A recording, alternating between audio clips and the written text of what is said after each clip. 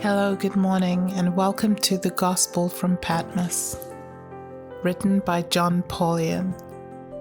It's April 15th, and my name is Donna Marie Duncan. John the Apostle writes in Revelation chapter 5, verses 1 to 5. And I saw to the right of the one sitting on the throne a scroll, written within and on the back, sealed with 7 seals. And I saw a powerful angel proclaiming with a loud voice, "Who is worthy to open the scroll, namely, to break its seal?" And no one in heaven or on earth or under the earth was able to open the scroll or to look into it.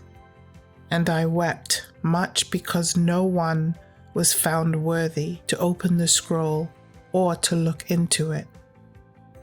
And one of the elders said to me, "Do not weep.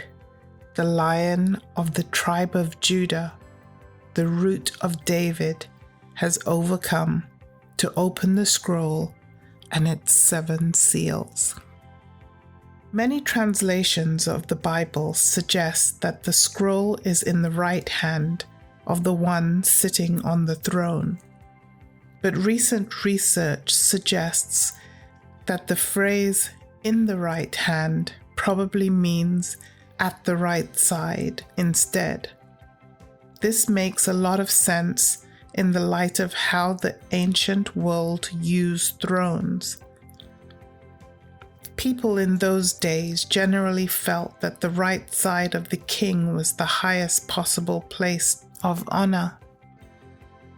Psalms 80 verse 17 and 110 verse 1 describe the king of Israel as sitting at God's right side, and he and God are co-rulers of the nation. Many ancient thrones were large enough for 3 to 4 people to sit on. It has been suggested that the ancient reader may have understood the scroll to be lying on the throne at God's right side.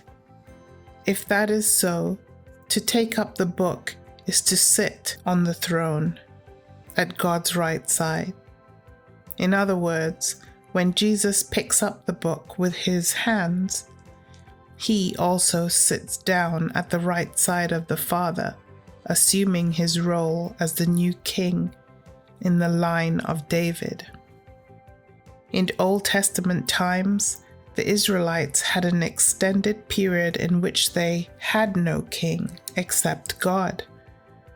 The country had no clear central control. While putting a king on the throne could cause them to look away from God, in practice things were rather chaotic without an earthly ruler to give direction.